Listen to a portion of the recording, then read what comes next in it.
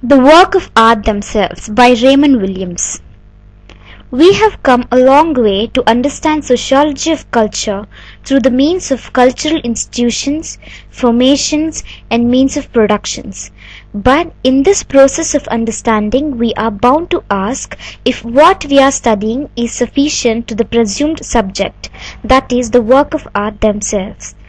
So, now we realize that we have sociology, or we have found a framework of sociology, but the question of art and its intricacies still remains. The work of art themselves is a reasonable question, but this question has an unreasonable apparent form which keeps us doubtful. Certain sociological facts and considerations are rather hastily admitted and accepted, but then to understand them we go to the work of art themselves. Looking at art to understand society as an everyday decision, but we should stop reasoning art or looking at art as a product of society. Therefore, look at painting, listen to music, and read a poem, keeping them independent from the society. We need to read a poem or look at an art without any presumed ideas, beliefs, or thoughts. A conceptual shift, which means to break off or keep away the sociological inquiry and move to a generalized category of art with its presumed rules. And what is necessary is to have empirical shift, not the conceptual shift. Empirical shift is where you leave sociological analysis aside and instead read a poem. And also you keep away socio-cultural category, which is generally considered to be the object of analysis. The work of art themselves is a socio-cultural category of the highest importance, because every art in various forms possesses a common quality, and this quality brings them together as a category. And this crucial property in common distinguish them as a group from other human practices. At this level of understanding, a question arises eventually. The obvious example to the question is the case of dance. There are many forms of dance which are considered as art, for example classical ballet. But there are other forms of dance such as ballroom dance where this description does not suggest itself. It is considered as a pleasurable social activity.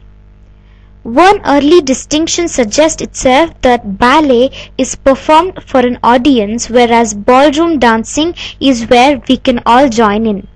But what if there is a performance of an exhibition of ballroom dancing? The next distinction suggests itself that ballet is a higher and more developed form of dance, whereas ballroom dancing is at margin. But then consider folk dance. It is ordinarily less developed, yet folk dance is regularly presented in certain kinds of exhibition and performance. Here is a question of art as performance, or is art for the sake of performance? If you say yes, then what do you consider cave painting as?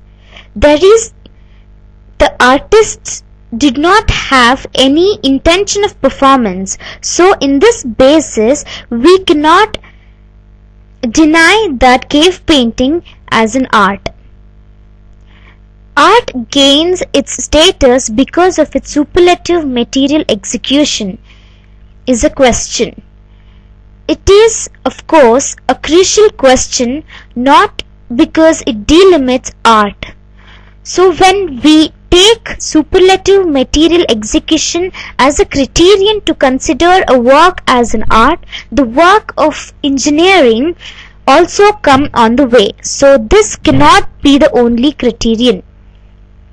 The work of art is confined to a single term, that is aesthetic. The term aesthetic through of the 18th century, it its tentacles have spread in different ways as the creative art, creative effect, etc. Aestheticism includes beauty, harmony, proportion, and forms. Aesthetics is dependent on two major factors. One is the process and the other is response. So it is a response of the human testimony. Work of art, when considered under the area of aestheticism, mere color, form, harmony, rhythm, proportion do not become primary. But again, the interaction between the process and responses works. The criteria of beauty differences starting from the dread to gardening. Hence, full definition of art is not possible. Art captures all areas of human thought. The thought includes values, truths, ideas, observations. Therefore, the aesthetic perception surpasses even the limits of beauty. There is another problem from the categorization. This problem lies in the practice because of the values and presumed values. The last part of the essay, the art and not art questions the conventional categorization of what can be called art and what is not art. This is subjected to a sociological evolution and becomes difficult to define. How can distinctions